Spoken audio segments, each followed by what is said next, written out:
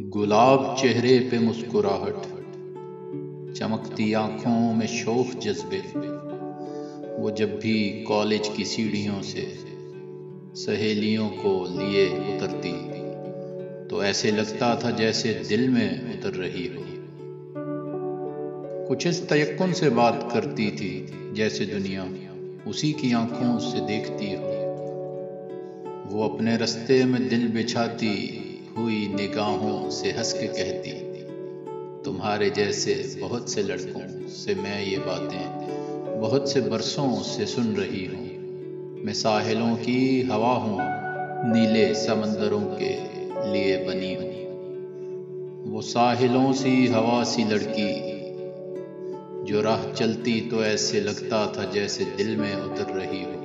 وہ کل ملی تو اسی طرح تھی، چمکتی آنکھوں میں شوق جذبے، گلاب چہرے پہ مسکراہٹ کہ جیسے چاندی پگھل رہی ہو۔